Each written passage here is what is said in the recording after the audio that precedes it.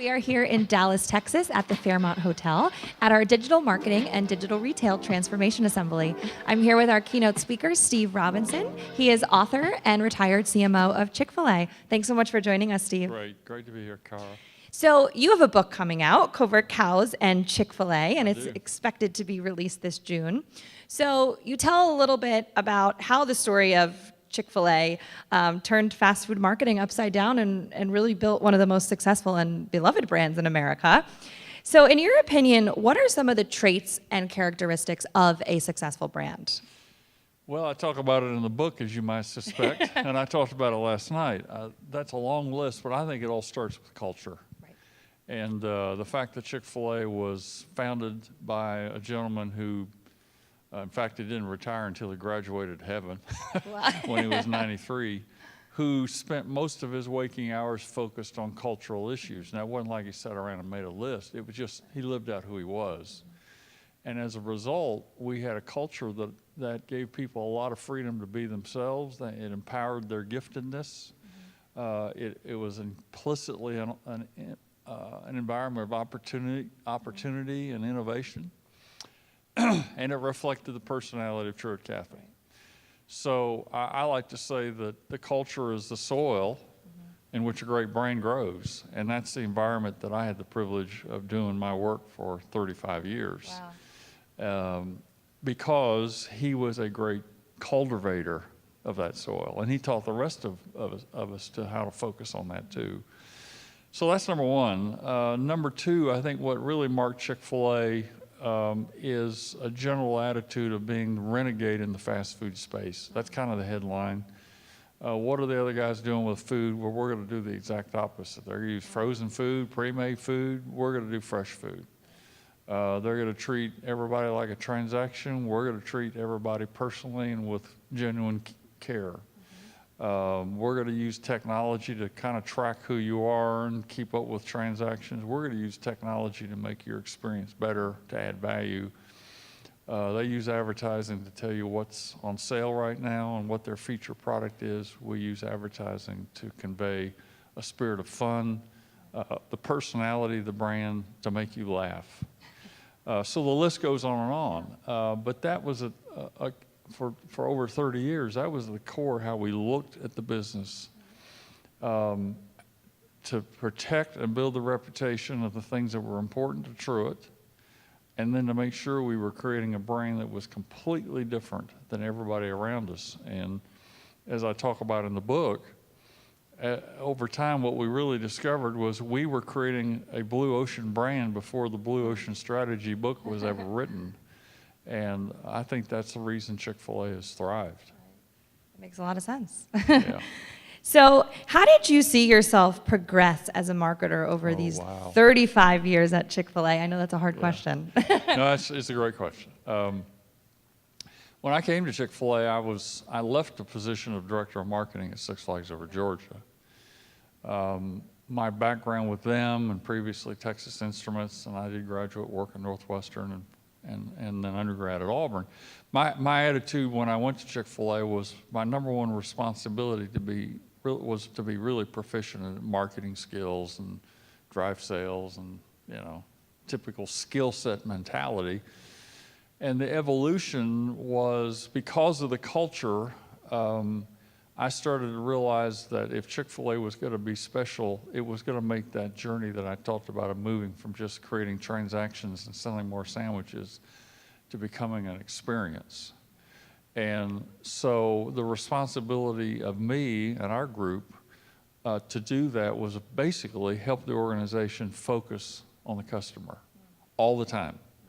Any decision about menu, about store design, about the look of the brand, about hospitality, about interface technology, about advertising, any touch point in the business became a responsibility of our team and therefore my job.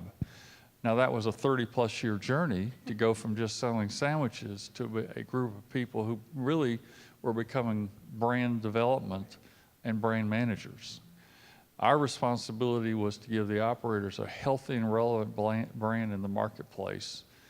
They, in turn, leveraged that brand to create a platform in their community, to create sales in their community, to create relationships in their community.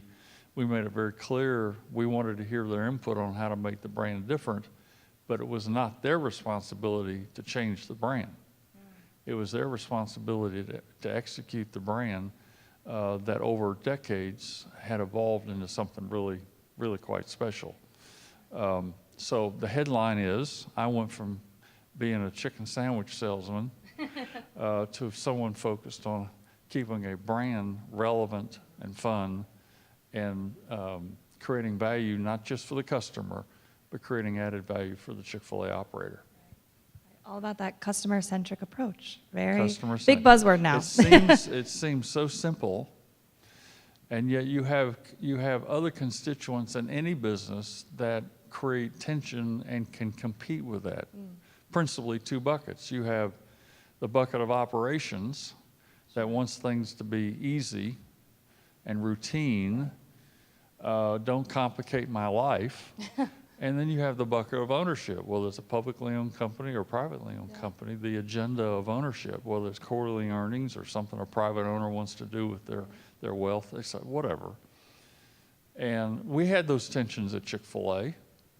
There were things operators didn't always want to do, but if we stayed customer-centric in our innovation, customer-centric in our communications, and always help the operators and owners, the family, understand this is why customers love waffle fries instead of shoestrings, or this is why customers love the cows instead of traditional fast food advertising. As long as we had the voice of the customer in ultimately what shaped the brand, the other two constituents win, and they knew they won, and so. Everybody over those years lined up around, let's make the brand relevant and healthy, and let's rally around that.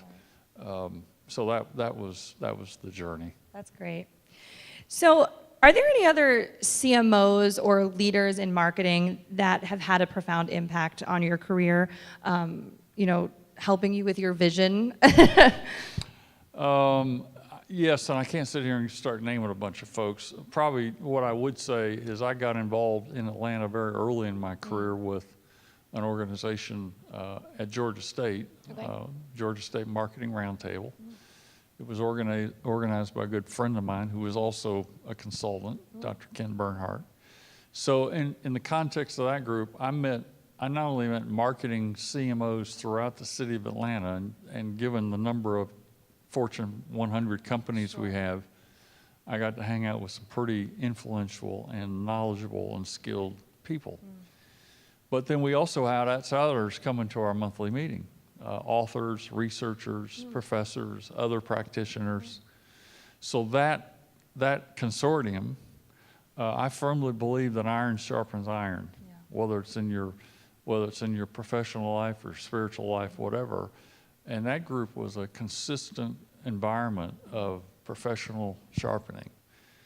The other two groups that I must say was the executive committee that I worked with. We were together for over 30 years. Wow. The walls of the silos, if our functional responsibilities gradually went down and we all kind of became business generalists. We had our responsibilities, but we became generalists in the business and knowledgeable about the holistic process of making Chick-fil-A successful. And we became really aggressive truth tellers to each other. That's putting it nicely. And so we were in each other's face on any issue, whether it was strategic or cultural. And then finally, my leadership group. My objective all along in my career, not only Chick-fil-A, but prior to that at Six Flags, was to surround myself with people that were going to be better at what they did than if I tried to do it myself. Made my life a lot easier. Right. But like Truett, I tried to surround myself with good people, people who had judgment and character that I could trust. And I tried to give them freedom to speak what was on their mind, even if it was to me. And they weren't afraid to do that. So I would say those are three of the most influential places that helped shape how I looked at being a marketer. That's really great. So now that you're a consultant and a speaker, what do you hope to convey to those that are coming to you for guidance? Wow, good question. I wrote the book primarily for the audience of the Chick-fil-A family. Oh. And the reason was Chick-fil-A is growing so rapidly. I discovered about 2 years after I retired that well over half the people at Chick-fil-A had not been there for 5 years. That's how fast they're growing. It wasn't turnover, it was growth. So they needed, in essence, a biography of the brand. Right. And no one had written one. And several people there encouraged me, so obviously I set out on the journey to write it. It took 2 years to write it. Wow. But as I got into it, and on the side every now and then I'd give a speech somewhere, I'd have outsiders say, you know what, there's a lot of principles at Chick-fil-A that other practitioners would probably benefit from. So I tried to write the book both with the Chick-fil-A family in mind as well as practitioners and academics / students. So I'm in hopes that people will find a balance of learnings from Chick-fil-A around principally 3 buckets: culture, branding, and then marketing, and really in that order. The headline on what I learned at Chick-fil-A was, you will not grow a great brand outside of the cultural environment you're in. And I think that's the number one lesson, not just for Chick-fil-A, but anyone in the business of trying to market and build a brand. So I hope people will find it some things that will stimulate their thinking, whether they're a retailer or packaged goods or technology, it doesn't matter. Everybody has a culture in their organization. The question is, do they really make it clear, and do they live it out? And more importantly, do the people in that organization feel freed up to be their best because of that culture? And then the progression can move towards becoming a great business or a great brand. Well, I know at the Millennium Alliance, we are very excited for your book Well, to read it. Thank you. Thank you. So I know this is maybe tough to predict, but what do you see this marketing transformation going towards? Where is it heading in the next 10 years, and what do you hope for as we move forward? Well, I actually closed my book with what I hope for. Oh, do we have to wait for the answer? No. Okay. I'll go ahead and tip my hand. I hope that marketing can lead a revelation of building relationships with customers and not just be transactionally focused. I think there's a lot going on in the business and the marketing and the technology arena that can pull you towards data and ROI analysis and clearly a transaction mentality on virtually every marketing decision you make. You can be pulled towards that. The risk in that is you kind of dehumanize, depersonalize the customer. I think companies that can manage to find the tension between both, which has kind of been the Chick-fil-A journey. Trust me, we got tons of technology and we have tons of information about who our customers are, but we lead with the relationship, communicating genuine caring. And even if you're doing it through a call center like Zappos or Chick-fil-A over the counter, it can be done. Sure. That's my hope, is that people will take some inspiration from Chick-fil-A and see that the best way, and quite frankly, the fastest way to grow a brand is to maintain a caring for who people are, build relationships with them, and when they walk away from that encounter, they feel like they were genuinely cared for. Yeah. And my concern is there's pressures pulling us away from that.